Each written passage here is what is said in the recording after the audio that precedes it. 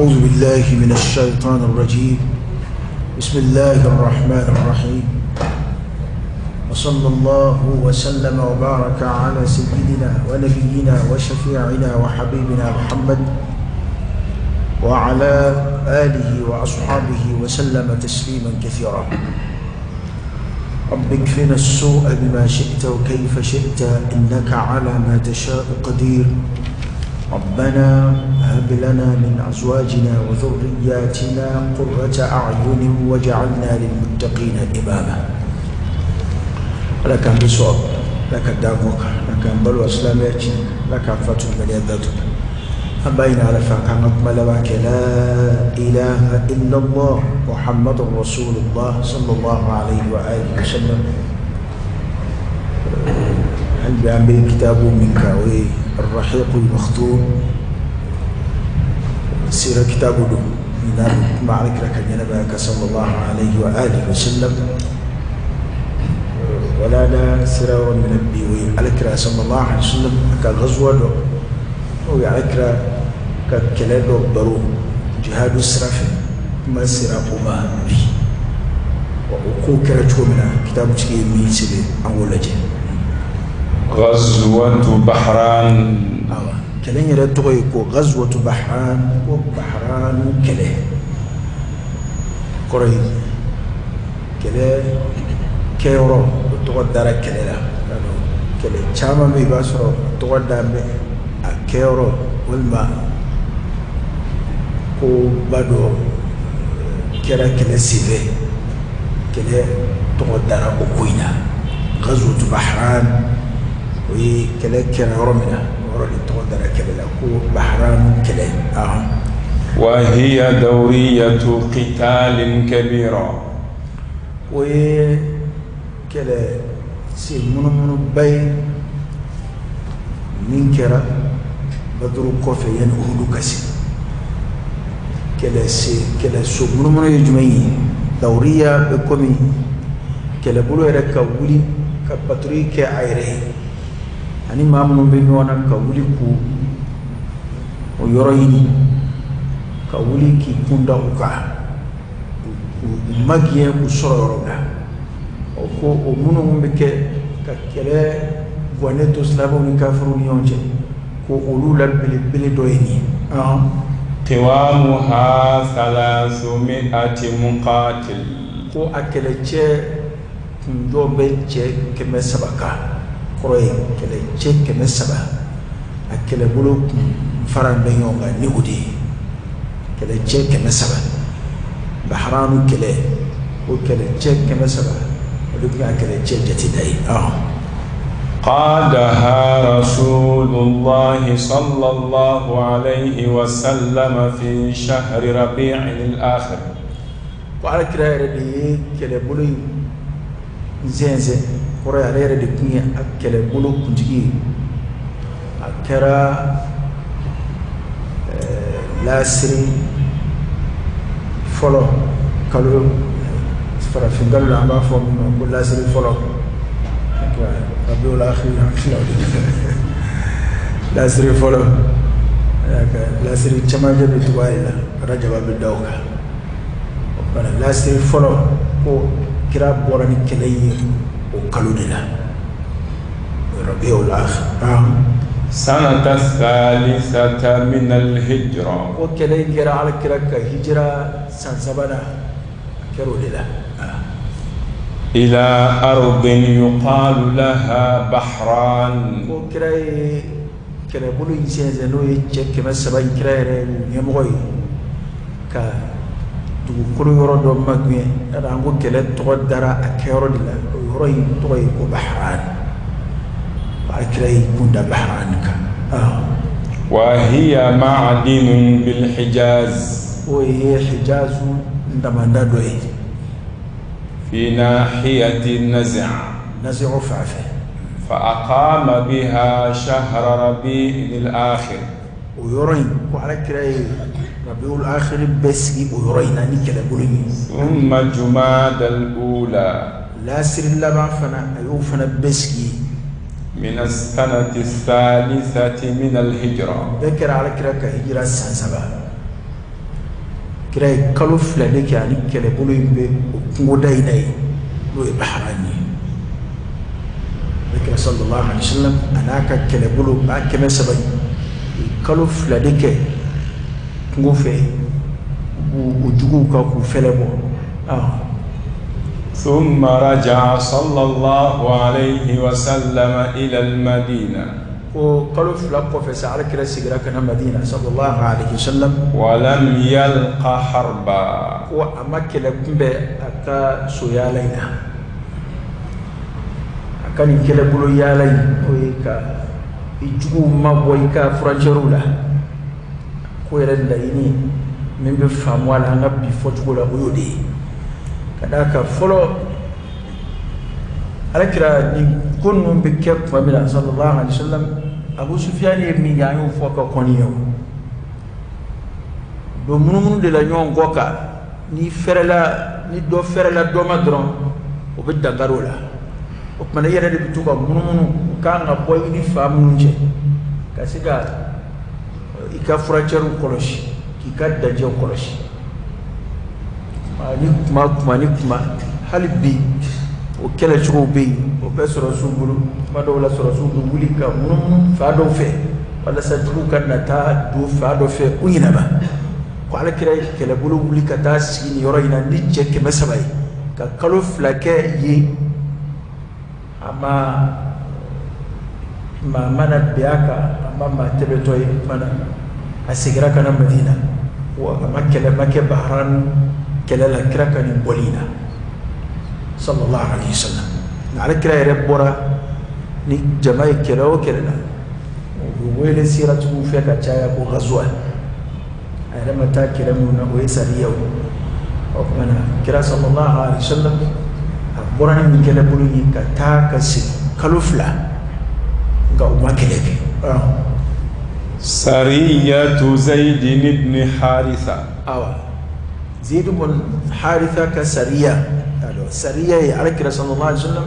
أي بكل من بلاكة عيرته نفي ودي دانفري سرية لغزوة ما دو كتعريفات له الله تعالى أعلم. وزيد بن حارثة كسرية وفنا مثلا كتاب يوتو بحران كللا وهي آخر وأنجح دورية للقتال قام بها المسلمون قبل أحد. قد كرا سومنو يمي نا جارا كتم سومنو بكا أسلام ولا نا كرا كون هدوني بدر كوفي إسلاموي كلا سوبو فون فنجة كاتو سينا يالا ونيني بناس وابا كتم بكا ويزيد بن حارثة كسرية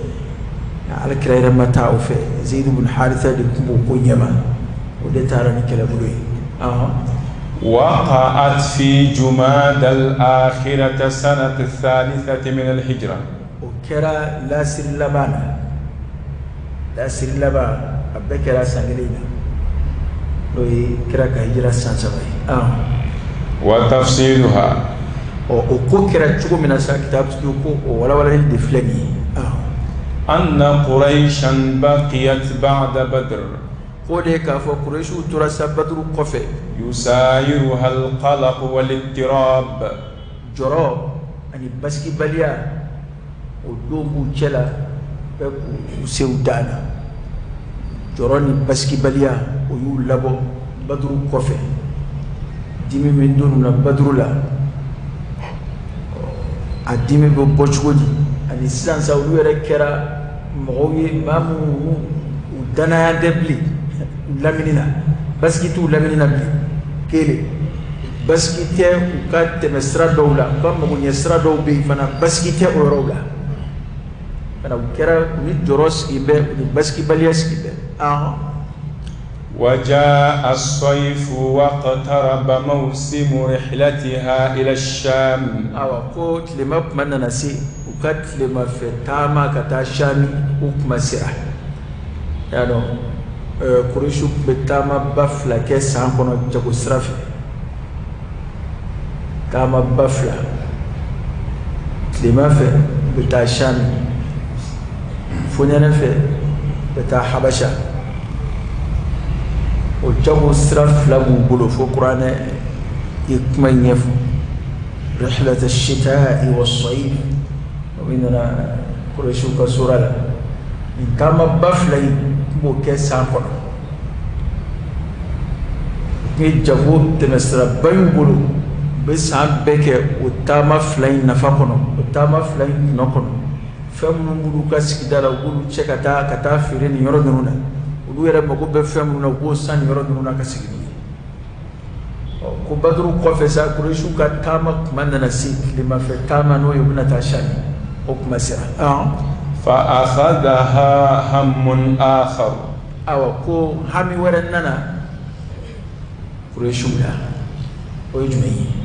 قال صفوان بن أمية لقريش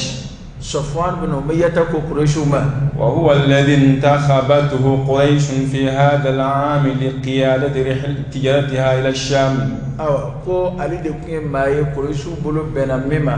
n'u y'o sugandi u ka ɲinɛn taamadenw ka kuntigiya la ka taa Sami n'u ka jago bolo bɛ taa n'u ka jagodenw bɛ taa u bɛ maa dɔ sugandi u ka kɛ a taamadenw ka ɲɛmɔgɔ ye kɛlɛbolo a tɔgɔ ye taama jagodenw maa minnu taatɔ bɛ jago la olu ka ko ɲɛnabɔla ye ale ye maa minnu bɛ bila jagofɛnw nɔfɛ k'u kɔlɔsi o ye hurasiw ye kɔlɔsilikɛlaw olu fana ka ɲɛmɔgɔ ye o tigi de ye kafila ɲɛmɔgɔ kɔrɔ ye sɛlɛdenw ɲɛmɔgɔ maa minnu bɛna taa jago in na olu ka ɲɛmɔgɔ ko nin zan in da bɛnna Sɔfwan de ma bun Umayya a bɛnna ale de ma قال إن محمد حول هذا الموضوع ko kuma na wa tora ka kuma falibali saw ni ɲɔgɔn cɛ nin mawdu in kan n'o ye nin kibaru ye tora ka kuma sama-sama ni ɲɔgɔn cɛ nin kibaru ye nka an b'a kɛ cogo di kuma falibali tɛmɛnaw ni ɲɔgɔn cɛ فقال الأسود بن عبد المطلب لصفوان ko al-Aswad bin Abd al-Muttalib o ko لصفوان ما olu ka ɲɛmɔgɔ ba dɔ ye ko Sɔfwan ma تنكب الطريق على الساحل وخذ طريق العراق ako i bɛ sira kɔrɔ in to yen n'o ye sahel sira ye badawolo sira ye i ma bɔ o la o to yen Iraq fan bɛɛ la sira ka taa Sami taa o fɛ bɛna sira falen a ko sira an ka sira kɔrɔ in o to yen i ma bɔ o la tanakkab ay tanaha i ma bɔ sira kɔrɔ in na yen to yen yɔrɔ ma janya yen na sira dɔ in n'o ye Iraq sira ye ka t'o fɛ وهي طريق طويلة جدا تخترق نجدا إلى الشام ko sira in ka jan o ye janya da ye y'a dɔn yɔrɔ dɔ bɛ y'a sɔrɔ sira fila b'a la dɔ y'a sira suru ye nka dɔ bɛ yen o ka jan ko sira filanan min ni Aswadu y'o dira sisan o ka jan o bɛ taa fo Najidi de cɛci ka sɔrɔ ka taa Sami a bɛ komi ni Ala k'an kisi ni nin sira balilen don ka taa Jikɔrɔni n'a fɔra k'e ka taa munumunu ko fo sira dɔ bɛ yan fɛ fo ka taa munumunu ka taa fo kin wɛrɛ la ka sɔrɔ ka na Jikɔrɔni yan ko sira in ka jan taa Najidi de cɛtigɛ ka sɔrɔ ka taa Sami وتمر في شرقي المدينة على بعد كبير منها k'a bɛ tɛmɛ Madina fana kɔrɔ yan fan dɔ fɛ nka ni Madina ka jan sira in yɔrɔ dɔ bɛ taa tɛmɛ Madina kɔrɔ yan fan fɛ nka a ka jan Madina na kosɛbɛ se ka tɛmɛ ka sɔrɔ Madina kaw tɛ foyi kalama i la وكانت قريش تجهل هذه الطريق كل الجهل ko Qurayshiw kun tɛ foyi dɔn nin sira in na nin sira in kibaru tununnen kun don Qurayshiw la tunu ni kɔda bɛɛ la kɔrɔ u tɛ foyi kalama nin sira in na u ka sira tɛ u tɛ taa fɛ ka kɔrɔ فأشار الأسود بن عبد المطلب على صفوان ko al-Aswad bin Abd al-Muttalib ale de ye nin hakilila jira in kɛ Sɔfwan na أن يتخذ فرات بن حيان دليلا له k'a ka Furat bin Hayyan k'a k'o kɛ sira jirala ye a k'o tɛ taa b'o sara o bɛ sira jira u la kadaka Sofwan ten Israilo Sofwan de bi tamadu nganyema ibn Zaina mana ko aswadu mi Isra jira o sira tesra don ko furatu ta ka ke dalilu ka sira jirula min bani Bakr ibn Wa'il ko ye bani Bakr ibn Wa'il kay يكون رائده في هذه الرحلة ko beke Sofwan ka nyemne ni dama sraife abisra jirala ani jibi soro yoro mununa ani be siga lafiya bo yoro mununa sira kibaru yaw abudu jirala وخرجت عير قريش يقودها صفوان بن أمية ko kudo shuka nyame borasa beta doni nombe beta nyame odela asoro mobli côté sina ko kudo shuka nyame bora no yu ka jago ke nyame wi nyame munu bena tani donu wi segito be segini donu wi fana wo kunda shabi jamana ka Sofwan oye Quraishu kam moy ali de kele jama to yidi tama jama kuna jago tama jama ali de kuna akadala mina oye Furat bin Hayyan oye o bisraj ala kasraj ko ya usra kibaru kulu jirala آخذه الطريق الجديدة إسراء قريب من أنه يغرق إسراء إلا أن أنباء هذه الرحلة قافلة فناك رساني قافلة إنه ينزل الدين إنه كباريا وخطة سيرها أنو كتاما يروي تاما يرن لبن شكو من الشوي طارت إلى المدينة كو كبار دشناك بان تاچو على كراك مدينة صلى الله عليه وسلم لوين لبن جاكا با كسرب سيغا بس بولو چكو منا انو كبار يا كسي على كرام صلى الله عليه وسلم وما بوكر لك عندنا وذلك أن سليط بن النعمان وكبارو سيتبو على كرامه وما كواوي بولي ملك متى فايبي وصليط بن نعمان او كو اودي وكان قد اسلم وكنز لا ميرا غا قريشو تاكلا اسلام لما دولي بنشني اجتمع في مجلس شرب كو عليه ننا لوميرو وذلك قبل تحريم الخمر ابن يرين افافر باس لا ميرا ادون كو ننا لوميرو لا كتاب تيا سيري كو كرا قبل تحريم الخمر كوكا كون لو حرام يعني اسلامات دمنا دبلو كرا كهجرا سان سبب موي كبودو ما كفر ركو صليت لننا من غير دولا ننا كبارو ينبنا سلايس أننا يكون لا أدلم يرويناي لو كم فرا من كتاب تيا سبكة فراغ كويا سورة لما حرام يفعل مع نعيم بن مسعود الأشجعي نعيم بن مسعود الأشجعي أنو ده بفاميلي أنو ده كرلايونا لم يرويناي ولم يكن أسلم إذ ذاك أو كم أسلم يفعل ساليتو دكون سلام يرى أنه عيب كم أسلم يفعل غا باجرا كو فنا سلام يرى وكفي يعني لو أسرع ما سلام يفعل أفلا ينصرو كبروا كيرون وكم يرى لمجي فلما أخذت الخمر من نعيم تحدث بالتفصيل عن قضية العير وخطة سيرها كوكما من النعيم لم يسنا فرا وكما سلام يفعل أني سليتو برولا وفلا بيبي ميجورولا لوك ما حرام يفعل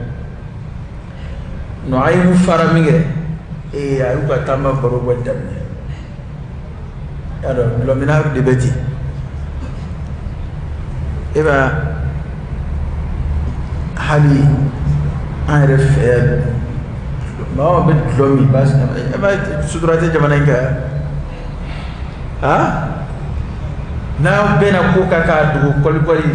لومينا نافارا أفسي أنيبه فوائد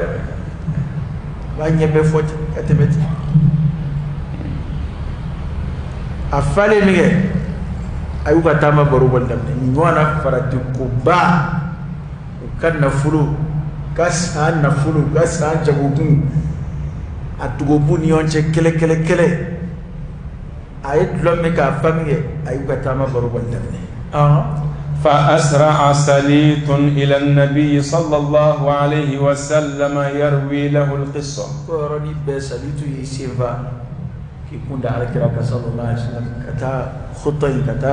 كوين يبف على كراي يا بلدتكم من الجوي أتى يبف على كراي صلى الله عليه وسلم.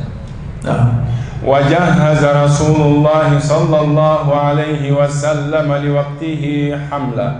كو كرامي قرني بعلى كراي كلا بلو دو كينيونغا أي مغلو فرانيونغا قوامها 100 راكب أي جيك ما كينيونغا كلا باتيو ما دام دولي بنيا نو نفع أما دولي تادو أبقى فهم باي دنو بتا دنو لتا نتي جماعة من جانا سواكي كلا جيك ما كينيونغا في قيادة زيد بن حارثة الكلبي. زيد بن حارثة الكلبي وأسرع زيد حتى دهم القافلة بغتة. وزيد يسينفا كوين تليا فترى كتاچون تمدين نونغا على حين غرة ومين باتو وهي تنزل على ماء في أرض نجد. وأسروا بالنجد فافو تامجي جدا لو بكبو لفيا يقال له قردة. وافو جيما كو قردة سويسكي ويني قردة هو يرد كوكين كو قردة هو دارا كتا تارا تشوكاي كا شنو كوتشين بولوتي خطين كابج زيد بن حارثة نيتشكبه نانا كان من سورة جديدة فاستولى عليها كلها. وزيدنا تامنيو تشكبه يفن نوم بمله كان يامو كان فلو جودو جروسراي ابمله ولم يكن من صفوان ومن معه من حرس القافلة إلا الفرار بدون أي مقاومة. كو صفوان تامنيو منو بنيامو نفه كل كون ما سوليوشن فوي سورو wada foi wala mayu bolo foka boli bisa tamay ko ni do fa sino ka wira kum siga kishko jena nya bonko jena na fulu biduni ayi muqawama kuma joka kele foi ke parce que cheke me ulu se ku kwa dawlaw ulu ma damado de bulu no feka na fulu koloshi ulu ma damado di cheke me siga kariona mana uyere yini yere soro mando soro la mana ubulla sofana tama yom bulla wa asira al muslimuna dalil al qafilati furat ibn hayyan furat ibn hayyan ka sirajralay o kon masiga taka dange islamo yu mine o kera kele joyi wa qila wa rajulayn ghayrahu o do ko ani chefla ka fara uka jefla ka fara furatu ko minwe kafru ka sirajira la ikata shami sira purai gai ko oni jefla minana nyonfe u jesaba ka kele jom wa hamalu ghanimatan kabiratan min al awani wal fiddati kanat tahmiluha al qafila. ko pana we ganima min jesa ku kunda na madina ka ko warje ku bala minan bala no ta minan ta fam fere shami jamana ka kumbala nyame ubala ganima inga chan nana nae quddirat qimatuha bi 100,000. fa qima na kwa bena bakina 100,000 effect men bakina ara kitab tikim posible ko bakina aqima bena dirham bakina de masa tara bena mutukali bake me lima sa wani flade kon ga cha o watina ba dirham bake me wal ba mutukali bake me o watila o flash shite na fulufiti وقسم رسول الله صلى الله عليه وسلم هذه الغنيمة. على كرا غنيمة يتلا على أفراد السرية فيتلا سريع مغنيوجي بعد أخذ الخمس خمسو تلي كوفي على غنيمة خمسو وبعلى كرا كبولك صلى الله عليه وسلم خمسو كسر الدوري ككلم بالا وكلم وبعلى كرا كبولك صلى الله عليه وسلم الدو سر الناني وبتلا كلا تشوني يوجي من على كرا إمام نبلا دمبارين صلى الله عليه وسلم نونا كاكا من فلي كاكا وجينا كابو فزوكنا وجينا كابو كذا فلولا فاي خمسو بالا كاتلا ونيوجي كاتوتلا ونيوجي مغوب ما تام باير ينيغا خمسو بدي على كرا صلى الله عليه وسلم يلي وكين نفلوكو ديا تاري ويكو كرا كاكسر دوري ككلم كرا كلمة ابنا كوباي إحكيلا بلا بنيا ما دولا نيمس لا بيفهم جهادو لساني جهادو نتلالي بك ni ganima betla kele chawdi ni ngonji o be ditla kele rolo fanda o be ditla kele rolo muso be desebato be yatime do be olu ditla kele rolo olu be nye jobe ala kira de sallallahu alaihi wasallam bana khumsum bi ala kirama kira de be alla jabu ni famu ngaka ebo famu dara ka be sara dure bo akili di kira kelema bado la de kira o ka o sarai de kira bo be de do fa ndaw na ka tlaka ka so hali dumini matun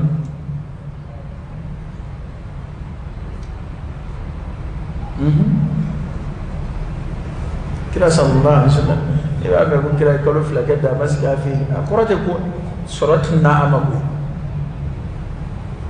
be sanu tla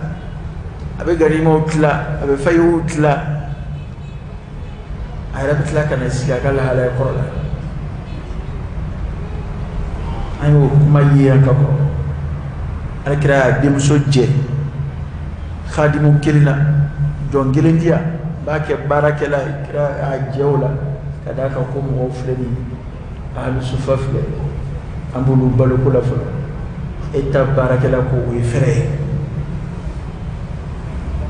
kona sahaba etroidi kira jenyo fanda mun be de sabato mun be ulu be de ala kira doni ulu nyata ba wala ala kira sallallahu alaihi wasallam wa halu sufa mo wati temena ni sadakati na di ala kira ma ala kira bo blakata duma kira ida sadaka dum abu be blakata duma ni hadiya na di ala kira sallallahu alaihi wasallam abu doni ndawla abu to blakata duma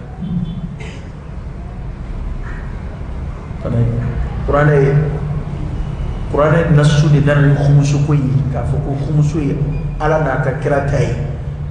ni ganima fa sur la avec sara dure ka sara kilinta ra ko bla ala kira ka buluka sallallahu alaihi wa alihi wasallam ko pana kira khumusu wala hayat watla